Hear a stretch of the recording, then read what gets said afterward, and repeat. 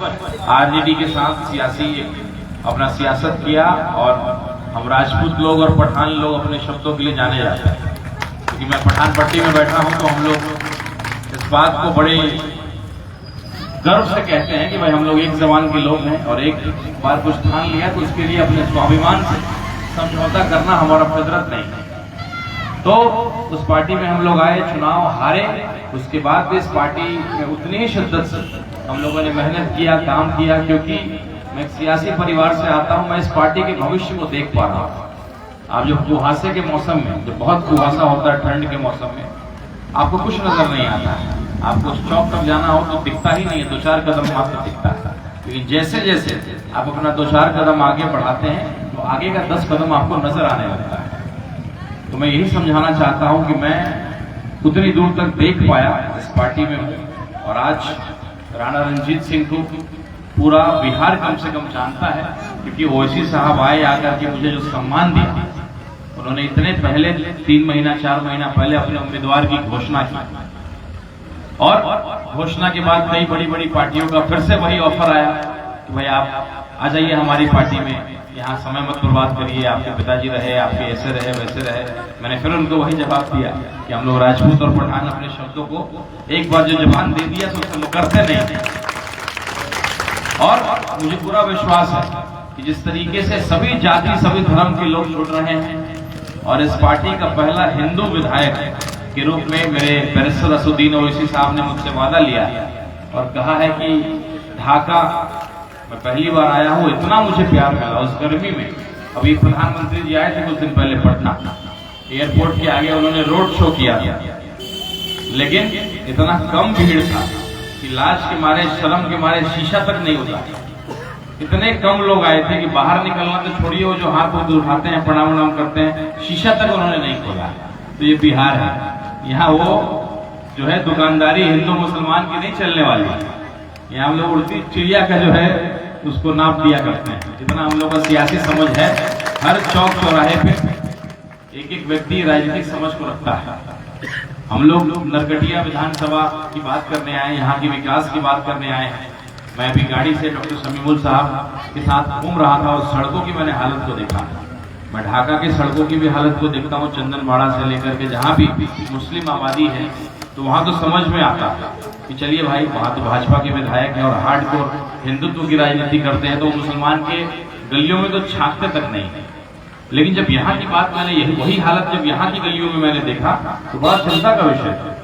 10 साल आपने मौका दिया, हर किसी को मौका मिलना चाहिए, लेकिन लगातार एक ही आदमी को मौका मिलना कहीं ना कहीं वो सही नहीं और आपके सामने कोई विकल्प नहीं था, इसलिए आप भी मजबूर थे कि आप जाते तो कहाँ जाते, एक तरफ कुआं तो एक तरफ खाई। तो आप मजबूर होकर के आपने एक पार्टी को जो है लगातार वोट देने का काम किया, मजबूरी में ही सही। जैसा मेरे एक भाई बता रहे थे कि उनको मंत्री बनने का मौका मिला 17 महीना, उसके बाद भी एक छोटा सा एक पुल का जो समस्या, उस समस्या का समाधान नहीं कर पाए। तो मंशा होना चाहिए, समाधान चलिए दूर की बात। मैंने व्यक्तिगत विधानसभा में आज तक उनको बोलते हुए नहीं सुना। पता नहीं आप लोगों ने सुना है कि नहीं सुना है। मैंने विधानसभा में आज तक आपके विधायक को कभी बोलते हुए नहीं सुना। ठीक है, वो अच्छे इंसान होंगे, अच्छे डॉक्टर होंगे, लेकिन अच्छे नेता तो नहीं है। अगर अच्छे नेता होते तो कम से कम आपकी समस्याओं के लिए लड़ते, आपकी समस्या के लिए विधानसभा में गरजते, लेकिन कम से कम वो काम भी उन्होंने नहीं किया। लेकिन मैंने डॉक्टर शमीमुल साहब को देखा आपके हर मुद्दों के लिए लड़ते हुए, बोलते हुए, धरना देते हुए, बैठते हुए। तो कहीं ना कहीं अच्छा व्यक्ति अच्छी बात, अच्छा डॉक्टर अच्छी बात, लेकिन आप हमारी समस्याओं का समाधान नहीं कर पाते। नरकटिया की बदनसीबी है कि इतने सारे डॉक्टर, आपके सांसद भी डॉक्टर, आपके विधायक भी डॉक्टर, लेकिन यहाँ जो घूसखोरी है, आपके ब्लॉक में चले जाइए, आपके सीओ ऑफिस चले जाइए, अनाज आप लोगों को कितना लोगों को 5 किलो मिलता है? ईमानदारी से हाथ खड़ा करिए तो किसी को 5 किलो अनाज मिलता है? किसी को नहीं मिलता होगा। 4 किलो से अधिक बहुत कस के कोई देता भी होगा तो 4.25 किलो, किसी को 5 किलो अनाज मिलता है? अच्छा, नहीं मिलता है तो आपके नेताजी कुछ बोलते क्यों नहीं? आपको मालूम है आपके नेताजी कुछ बोलते क्यों नहीं? क्योंकि कमीशन फिक्स है उनका। जब कमीशन फिक्स कर लेगा विधायक, जब वो सिस्टम में आ जाएगा तो कैसे बोलेगा? अगर आपके एसडीओ साहब से लेकर के पूरा एक सिस्टम बना हुआ है, एक सिंडिकेट करोड़ों का जो है हर जगह बना हुआ है। कई और ऐसे मुद्दे हैं, हर जगह जब कमीशन फिक्स हो जाएगा तो नेता बोलना छोड़ देता है, आपके मुद्दों के लिए बोलना छोड़ देता है। आपके अफसर को पैरवी भी करेगा तो धीरे से आंख मार देगा, कुछ दिखाने के लिए बोल रहे हैं, खाली कह रहे हैं, बाकी आपको जो करना है करते रहिए। जो आदमी अपना सिस्टम से कमीशन फिक्स कर लेगा उसके मुंह में जबान नहीं हो सकता है। तो अच्छे इंसान होंगे शायद, लेकिन एक अच्छे नेता तो नहीं।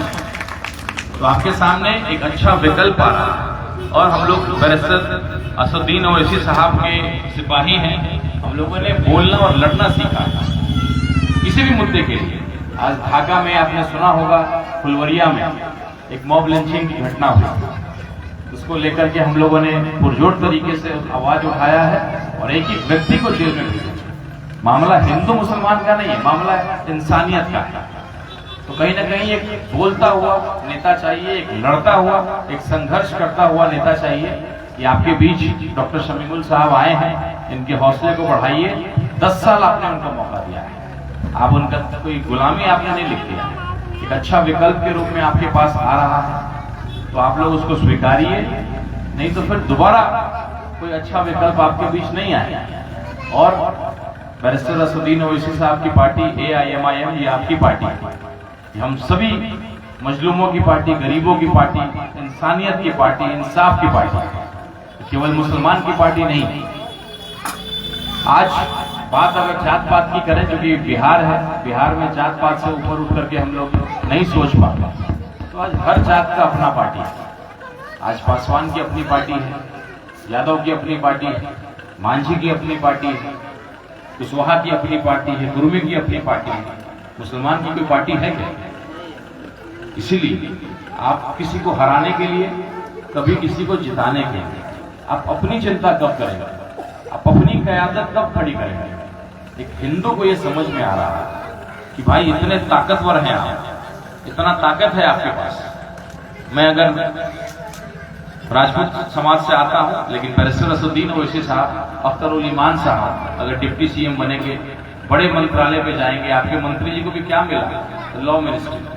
2 मुसलमान मंत्री बनाए ना RJD वालों ने, एक को बनाया लॉ मिनिस्टर और दूसरे को बनाया IT मिनिस्टर। इसका 0 बजट होता, बड़ा विभाग किसी मुसलमान को क्यों नहीं दिया? तो सवाल ऐसे कई हैं, लेकिन आपके पास लोग आएंगे, जब आप चर्चा करिएगा कि हम लोग इस बार पतंग के निशान पे बटन दबाएंगे, AIMIM को जिताएंगे, बैरिस्टर असदुद्दीन ओवैसी साहब को जिताएंगे, तो तरह तरह की बातें होंगी। कोई कहेगा B टीम, ये लोग आए हैं RJD को हराने के, तो उनको यही जवाब देना है कि आज आपने हमारे 5 विधायक हमारे थे, 4 विधायकों को तोड़ा।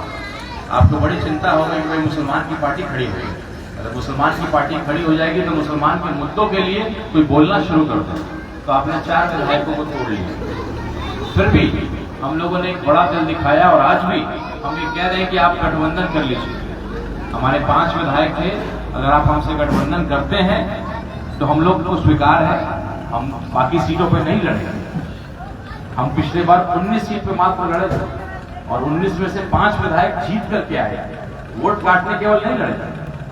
हम 19 में से 5 विधायक जीते थे और इस बार हम लोगों ने लक्ष्य बनाया है कि 50 से 60 सीटों पे चुनाव लड़ेंगे और आप लोग के आशीर्वाद से, आप लोग की दुआ से 24 से 25 सीट जीत करके आएंगे। इस बार तो बिहार में सरकार बनेगी तो बिना AIMIM के समर्थन के नहीं बनेगी। जब आप इतने ताकतवर हो जाइएगा, इस स्थिति में आप आ जाइएगा, तो आपके जितने मसले हैं, जितनी सड़कें हैं, जितनी नालियां हैं, जिसकी चिंता कोई नहीं करता, उनको मालूम है। आप जाइएगा, एक तरफ भाजपा वाले लोग आएंगे, NDA वाले लोग आएंगे, तो आप अपने आप ऑटोमेटिक जो है एक पार्टी को वोट कर दीजिएगा। आपके पास, आपके दरवाजे पे जो आपके विधायक है, पूछने तक नहीं जाते थे। जब तक डॉक्टर शमीमुल साहब आपके बीच नहीं आए थे, जब तक पतंग का निशान, झंडा आपके पास नहीं आया था, तो कम से कम ये सम्मान तो आपको मिला। ये तो आप स्वीकारते हैं कि जब से डॉक्टर शमीमुल साहब आपके बीच आए हैं, तब से आपके विधायक आपकी चिंता करते हैं, आपके विधायक आपका फोन उठाते हैं, आपके विधायक आपके दरवाजे पे आते हैं, आपके बकरीद पे, ईद पे आपकी चिंता करते हैं। वरना उससे पहले कहाँ, वही 25-50 लोग जो थे, जो उनके खास लोग थे, उनके दरवाजे के अलावा कहीं नहीं जाते। ये बात सच्चाई है कि नहीं? बताइए, आपके विधायक कभी जाते थे, कभी आपका फोन उठाते थे? तो एक शुरुआत में जैसे जैसे विकल्प आएगा, मजबूत विकल्प आएगा, आपकी चिंता लोग करेंगे। तो एक ताकतवर विकल्प आया है आपके बैरिस्टर असदुद्दीन ओवैसी साहब। हम लोगों ने काला झंडा उठाया जब वक्फ बोर्ड की लड़ाई की बात आई।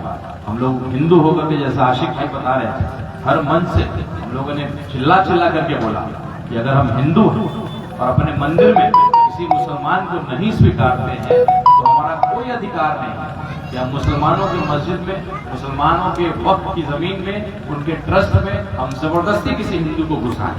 तो ये नाइंसाफी है। हम लोग हिंदू मुसलमान की बात नहीं, इंसाफ की बात करते हैं, संविधान की बात करते हैं। बैरिस्टर असदुद्दीन ओवैसी साहब कोई भी काम, कोई भी बात संविधान के अधीन रह करके कार्य करते हैं। जब लोग मुझसे पूछते थे कि भाई आप इतने बड़े सियासी परिवार से मंत्री, आपके पिताजी रहे, सांसद रहे, आप इस पार्टी में क्या कर रहे हैं? तो मैं इस पार्टी में इसलिए हूँ क्योंकि मुझे मालूम है इस पार्टी का भविष्य बहुत बड़ा है, बहुत उज्जवल भविष्य है। और जिस दिन आप सब लोग इसको समझ जाएंगे, जाग जाएंगे, अपनी क़यादत की चिंता करने लगेंगे, और हम लोग भी जो राजपूत समाज से खास करके आते हैं, हमारी भी कोई पार्टी नहीं है, हमारी भी कोई इज्जत नहीं है। आज हमारे इतने सांसद हैं, लेकिन एक भी मंत्री जो है केंद्र में हमारे राजपूत समाज के लोगों को नहीं बनाया। उनको भी मालूम है कि जाओगे कहाँ, अंत में आकर के हमारा ही झंडा उठाओगे। बीजेपी बेशक भारतीय जनता पार्टी लिखती है, लेकिन बी जो है वो भारतीय नहीं है, कुछ और है। आप समझते हैं वो कौन सी जाति का बी है, वो आपको बेहतर समझ में आता है। और हमेशा उन्हीं जाति के लोगों को यहाँ का प्रदेश अध्यक्ष बनाया जाएगा या बड़ा बड़ा विभाग दिया जाएगा।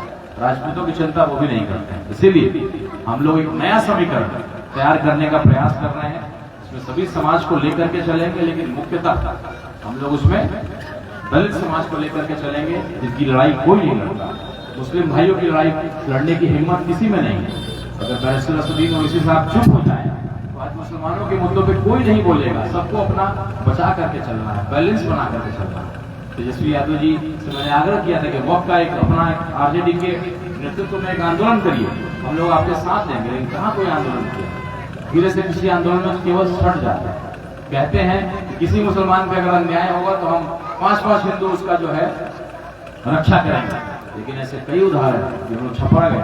आप लोगों ने अखबार में देखा हो, कुरैशी एक नौजवान लड़का जाकिर कुरैशी, छपरा का रहने वाला व्यक्ति, कुछ नहीं, जिम जाता था, स्मार्ट लड़का था, बॉडी बिल्डिंग करता था, लेकिन वहाँ एक बस्ती से गुजरा था, वहाँ लोगों ने उसको जो है भाई मुसलमान का लड़का बॉडी बनाया, मुसलमान का लड़का इतना ऐड के चले, उसको जो है मॉब लिंचिंग किया गया। बेगूसराय में उस तरीके से गोली मारा गया। तो कहीं ना कहीं ये घटनाएं हो रही हैं क्योंकि किसी न किसी ने उसको बल दिया हुआ है। और एक विपक्ष जो है, जो आप कहता है कि मैं मुसलमानों का हितैषी हूँ, वो पार्टी चुप रहती है क्योंकि उसको मालूम है कि जब हिंदू मुसलमान की लड़ाई होगी तो एक वर्ग अगर पूरा हिंदू जाएगा तो पूरा एक मुसलमान फ्री फोकट कर हमारे पास चला आएगा, हम चाहे कुछ करें या ना करें। तो ये चिंता आप करनी है। इतने दिन से एनडीए की सरकार थी, क्या हो गया? लेकिन एक बार अपनी क़यादत को मजबूत करके देखिए। आपकी भी जाति का एक पार्टी सत्ता में हो, उसके कुछ विधायक हो, उसके पास कुछ ताकत हो, कोई बोलने वाला, कोई लड़ने वाला हो। मैं हिंदू होकर के इस बात को समझ रहा हूँ, मुझे उम्मीद है कि आप इस बात को समझेंगे। 10 साल से आपने डॉक्टर साहब को देख लिया है, यहाँ की समस्याओं का, यहाँ की बीमारियों का इलाज वो नहीं कर पाते। दूसरे डॉक्टर आए हैं, आपके बीच लगातार संघर्ष कर रहे हैं। आपकी सेवा के लिए एक कार्यालय का उद्घाटन आज किया है। निश्चित रूप से कोई भी समस्या आएगी तो आप जरूर जो है वहां आएंगे तो आपकी समस्या का समाधान होगा, ये मुझे पूरा विश्वास है। ये हम लोग की पहली मुलाकात है, लगातार मुलाकात हम लोग की होती रहेगी। बैरिस्टर असदुद्दीन ओवैसी साहब बहुत जल्द आपके बीच भी आएंगे और कैंडिडेट की घोषणा भी करेंगे। जिला से हम लोग को हर सीट पे नहीं लड़ना है, मुझे लगता है 2 या 3 सीटों पे लड़ेंगे। तो ढाका के बाद दूसरा सीट होगा तो नरकटिया विधानसभा ही होगा और कैंडिडेट आपके डॉक्टर फरीदुल साहब ही होंगे। तो सब लोग को एक होकर के अपनी क़यादत की चिंता करनी है। एक व्यक्ति जो आपके लिए लड़ रहा है उसके हौसले को बढ़ाइए। सरकारें बननी बिगड़नी, इसको हराना उसको जिताना छोड़िए, अपने आप को जिताइए। नौजवान तो जाग गए हैं और मैं आग्रह करता हूं कि बुजुर्ग भी हैं, आप जागिए। बुजुर्ग कम यूट्यूब देखते हैं। पार्लियामेंट में जो बैरिस्टर असदुद्दीन ओवैसी साहब लड़ते हैं, अख्तरुल ईमान साहब के बारे में आप जानते हैं। किसी का सपना होता है मंत्री बनना, करोड़ों रुपए कमाना। हमारे 5 विधायक थे, 4 को तोड़ा गया। एक हमारे अख्तरुल ईमान साहब को करोड़ों रुपए का ऑफर दिया, बड़ा बड़ा मंत्रालय का ऑफर दिया, लेकिन उनके ईमान को नहीं डुला सका। तो एक एक हिमालयन का जो सिपाही होता है वो 100 बाकी पार्टी के जो है नेता के बराबर होता है। और यहाँ के कार्यकर्ता जो है, यहाँ दीवाने हम लोग कहते हैं कि यहाँ कार्यकर्ता इस पार्टी में दीवाने होते हैं, इस पार्टी में जिनको बिरयानी पेट्रोल की जरूरत नहीं होती है, जो समझ गया कौन हमारी चिंता कर रहा है, कौन हमारी लड़ाई को लड़ता है। आप लोगों में से कई लोग हैदराबाद में रहते हैं, मुंबई में रहते हैं, अगर वहाँ कोई समस्या होती है तो अगर कोई लड़ने वाला है बैरिस्टर असदुद्दीन ओवैसी साहब। बिहार ने पहले भी उनके हौसले को बढ़ाया था 5 विधायक देकर के। इस बार मुझे पूरा विश्वास है कि हम लोग 24 विधायक जीत करके आएंगे, जिसमें से नरकटिया का जो है डॉक्टर शमीमुल साहब भी विधायक के रूप में जीतेंगे और ढाका से आपका भाई हिंदू विधायक जिस दिन इस पार्टी का जीतेगा तो जो हम लोग पे दाग लगाया जाता है वो हमारे विरोधियों के गाल पर तमाचा होगा। और ये क़यादत और ये पार्टी जो एक सपना देख रहे हैं कि हम लोग एक अच्छी और एक खूबसूरत हिंदुस्तान बनाएं, जिसमें एक हिंदू का बेटा मुसलमान की लड़ाई लड़े और एक मुसलमान का बेटा हिंदू की लड़ाई लड़े।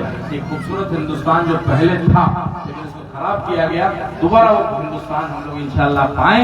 इन्हीं दुआओं के साथ आप लोग से विदा लेता हूँ। मुझे पूरा विश्वास है कि जो हम लोगों ने पहल किया है, आप लोग इस पहल को और मजबूत करेंगे, इनकी सेवा को, इनके समर्पण को, इनके संघर्ष को आप सराहेंगे और विधायक के रूप में डॉक्टर शमीमुल हक साहब को एक नया जो है काम करने का अवसर देंगे। बहुत बहुत शुक्रिया मोहतरम राणा रंजीत साहब, आप बहुत बेहतरीन तरीके से पार्टी का पक्ष रखे। अब मैं समरहिया से तशरीफ लाए मोहम्मद अफसर भाई को बुलाना चाहता हूँ, वो बस 2 मिनट में अपनी बात खत्म करेंगे। वो अपनी कुछ बात रखना चाहते हैं। हेलो, अस्सलाम वालेकुम। मेरा नाम मोहम्मद अफसर जमाल, मैं समरहिया से। मैं बताना चाहता हूँ, सबसे पहले राजनीति में आने के लिए बोलने की तजुर्बा होनी चाहिए, जो हमारे डॉक्टर समीउल्लाह साहब की कूट कूट की भरी है।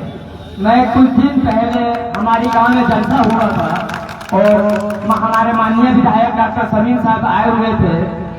हमारे माननीय विधायक डॉक्टर समीम साहब आए हुए थे तो उनसे सिर्फ हम लोग ये बात बोले कि आप इस मुतालबे में क्या देना चाहते हैं। तो वो बोले कि जो दो वो अपने खुदा के लिए दो, नाम मुतालबे में दो।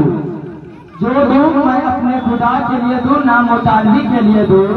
तभी तो सर जमीन पे आते हैं, दे तो तुझ पे नाम दे दो। वो बोल हमारे अभी कुछ दिन पहले हम लोग टूर्नामेंट कराए हुए थे। हमारे माननीय विधायक डॉक्टर समीउल्लाह साहब के पास हम लोग गए। हम लोग ये बोले कि हम लोग टूर्नामेंट करा रहे, उद्घाटनकर्ता में आपको आना है। वो बोले बशर्ते आपको कोई भी जरूरत हो मुझे एक बार याद कर लीजिए। किसी भी फील्ड में जाने के लिए सबसे पहले बोलने की तजुर्बा होनी चाहिए। वो हमारे माननीय विधायक, उनमें बोलने की कोई काबिलियत नहीं है और उनका काम यही है कि वो अपने हर गांव हर जगह अपने 12 नरकटिया विधानसभा क्षेत्र में जितने अपने चमचे लोग होते हैं उन्हें 10 रुपया 20 रुपया 30 रुपया देंगे, उससे उनको कुछ होता नहीं है। देख लीजिए अभी हमारे समरहिया की स्थिति इतना खराब है, रोज बारिश हो जाती है तो रोज में पानी लगी हुई है। उनका कोई ठिकाना नहीं है, ना ही कोई देखते रहते हैं। उनका सिर्फ ये है कि हम जीते, अपने बारे में सोचते हैं। मैं अपना ये बात बिलोंग आपका बहुत शुक्रिया, आप समरहिया से तशरीफ लाए और हमारे डॉक्टर शमीमुल हक साहब की खुसूसियात को बयान किया। अब आइए हम उस लीडर को आवाज़ दे रहे हैं जो कई सालों से हमारे इलाके में घूम घूम कर लोगों से मिलते हैं, मेहनत करते हैं और लोगों के मसाइल को उठाते हैं और धीरे धीरे वो हर दिल अजीज बनते जा रहे हैं। अभी हाल ही में सैफुल्लाह चाचा को जो करंट लगा था उस मामले पर भी वो रात में आए और उनके मसाइल को उठाए और उनके लिए मुआवजे का मांग किए। तो हमारे नरकटिया विधानसभा के MIM उम्मीदवार डॉक्टर शमीमुल हक साहब से गुजारिश है तो तशरीफ लाएं। आप जोरदार तालियों से उनका इस्तकबाल कीजिए।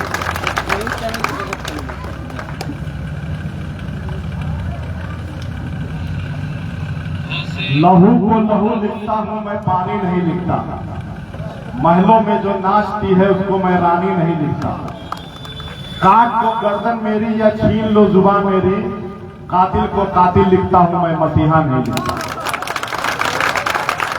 सबसे पहले हमारे मंच पर मौजूद हमारे मोअज़्ज़ज़ मेहमान, हमारे कार्यकर्तागण, हमारी आवाज पर हमारे भाई जैसे, क्योंकि 2 पुश्तों से राणा रंजीत भाई से हमारा रिश्ता है। मेरे फादर और इनके फादर भी दोस्त हुआ करते थे और एक ही कॉलेज में प्रोफेसर भी थे। और हम लोगों की ये दूसरी पीढ़ी चल रही है। अल्लाह से दुआ है कि आगे भी हमारी नस्लें इसी तरह चलती रहे। नरकटिया के गयूर लोगों और मेरी आवाज जहां तक जा रही है, पर्दे के पीछे बैठी मेरी माँ और बहनें, मेरी पाकीज़ा बेटियों, मैं अपना परिचय आपको दे देता हूं। आपको जानने का हक है, अधिकार है कि आपका लीडर कौन होने जा रहा है या किसको आप अपना लीडर समझते हैं। मेरा नाम डॉक्टर शमीउल हक है और मैं पेशे से डॉक्टर हूं। मेरे फादर एमएस कॉलेज में उर्दू और फारसी के प्रोफेसर हुआ करते थे और मोतिहारी और एक आरगेज कॉलेज के अध्यक्ष भी थे। मैं पिछले 12 सालों से अपने निजी डॉक्टरी पेशे में, लेकिन चूंकि छात्र के जीवन में मैंने पॉलिटिकल साइंस ऑनर्स भी किया था, राजनीति शास्त्र का भी मैं छात्र रहा और छात्र जीवन से ही मैंने अपनी राजनीति भी शुरू की। चंपारण में 12 असेंबली 12 विधानसभा है। हम लोग सब जगह जाते हैं और देखते हैं कि इन 12 विधानसभा में अगर सबसे फटहाल और बदहाल स्थिति किसी की है तो आपके नरकटिया विधानसभा। मैं ऑल इंडिया मजलिस से इत्तेहादुल मुस्लिमीन से 2021 से आपके क्षेत्र में लगातार घूम रहा हूं। आप बहुत सारे लोग इसकी शहादत देंगे कि मैं कितने मसले और मसाइलों को लेकर के आपके आवाज को मैंने जहां तक हुआ, जहां तक अल्लाह ने मुझे ताकत दी, मैंने आपकी आवाज को उठाई है। वो चाहे छौरादानों के रोड का मामला हो, चाहे गोबरी की नाज़मीन की मौत का मामला हो, और इसी बगल में आपके मनपिपरा में हिंदू और मुसलमान के दंगे का मामला हो। आप इस चीज के गवाह हैं कि जब दंगे की आग भड़कनी शुरू हुई तो उस वक्त आपके माननीय ही यहाँ के कानून मंत्री थे। मैं जानना चाहता हूं, मैंने कहा भी था, जैसा हमारे रंजीत भाई ने कहा कि यहाँ के एमपी भी डॉक्टर हैं और एमएलए भी डॉक्टर हैं।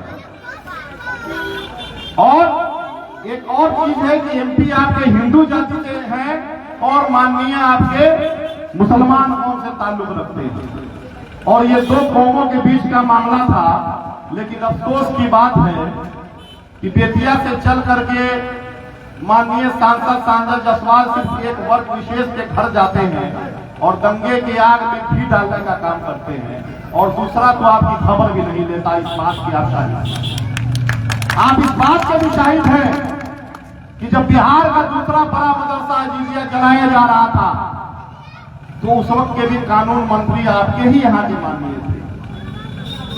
और अपने सीने पर हाथ रख करके याद कीजिए कि 4500 कुरान के पारे रमजान के महीने में जला दिए गए, लेकिन आपके इस मुस्लिम मंत्री का एक ट्वीट तक नहीं आया कि कहीं उनके पार्टी के आका नाराज नहीं होगा।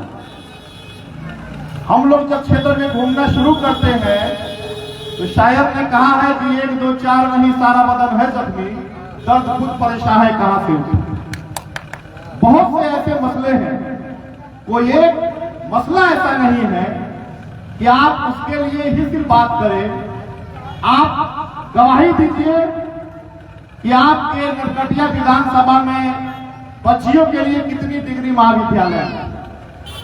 आप गवाही दीजिए कि उनका अपना निजी अस्पताल छोड़ करके किन ब्लॉकों में यहाँ महिला डॉक्टरों और महिला सर्जन डॉक्टरों की यहाँ अपना विधि व्यवस्था है। आप जिस प्रखंड में हैं, ये नेपाल से बिल्कुल सटा हुआ प्रखंड है। आप गवाही दीजिए, यहाँ के अस्पतालों की क्या व्यवस्था है, क्या वहां ऑपरेशन की सुविधा उपलब्ध है क्या? कितनों की मौत रास्ते में गोली लगने से, और बच्चा जब पैदा होता है उसमें जो अपना सिजेरियन होती है, जाते जाते रास्ते में होती है कि आप जानते हैं कि 2008 में नरकटिया विधानसभा का परिसीमन होता है और 2010 में पहला इलेक्शन यहां से होता है। हम लोग जब अपनी पार्टी को लेकर आपके क्षेत्रों में आते थे तो हमारे ही लोग बोलते थे कि ये लोग भाजपा के लिए काम कर रहे हैं, ये लोग आ गए हैं आरजेडी के माननीय को अपने हराने के लिए, इनको स्पेशल टास्क फोर्स के रूप में भेजा गया है। मैंने पूछा कि अपने सीने में अगर आपने कलमा पढ़ा है तो एक चीज की शहादत जरूर दीजिएगा कि 2010 में इसी विधानसभा क्षेत्र से यास्मीन साबिर अली जी आई थी और उनको हराने का काम क्या किसी मुसलमान ने नहीं किया था? उनको भी हराने का काम उसी मुसलमान ने किया था जो आज आपका लीडर बनकर के बैठा हुआ है। हम लोग मुसलमान कौम के लोग हैं। हमारी कौम ने ये इजाजत दी है और ये हुक्म दिया है कि अगर आपके बीच में कोई पसमानता है, पसमानदगी है, तो उसको उठा करके अपने फलाह तक अपने सामने ला करके उसको लाना है। और आपने एक पसमानदा अगर मुसलमान को हराने का काम किया तो ये आपका निजी स्वार्थ था और आपको हक नहीं है कि जो पार्टी न सिर्फ मुसलमानों के लिए, न सिर्फ दलितों के लिए, आप देख रहे हैं कि हमारी सफों में एक राजपूत का बेटा राणा रंजीत जहां बैठा है, तो दूसरी ओर हमारे सत्तर प्रसाद भी बैठे हुए जो लगातार पार्टी से लेकर हमारे साथ चल करके आया हुआ बंजरिया का लड़का नौजवान अमित कुमार भी हमारे साथ है और संजय सहनी भी हमारे साथ है। बेचैनी इसलिए उनको ज्यादा है कि कल तक हम लोग जो मुसलमान पार्टी होने का ठप्पा लगाते थे कि ऑल इंडिया मजलिस इत्तेहादुल मुस्लिमीन का मतलब है कि मुस्लिम वोट कट जाएगा और दूसरे पार्टी का वोट एक तरफा हो जाएगा। नहीं भाई, ये वोट, ये राजनीति, ये बदलाव के लिए है और ये नरकटिया के विकास के लिए। आप शहादत दीजिए कि क्या आपके गलियों में नालियों का काम हुआ है क्या? पुल का काम तो बहुत उनके बस का नहीं है, आप ही जानते हैं।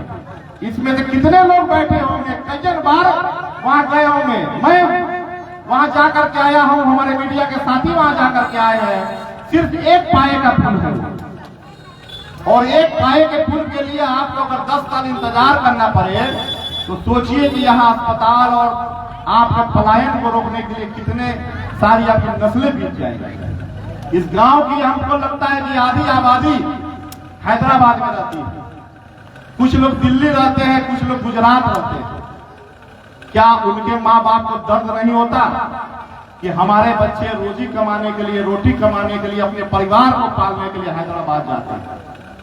यकीन मानिए, हैदराबाद जाके वो कोई गोलकुंडा के महल में नहीं रहते हैं।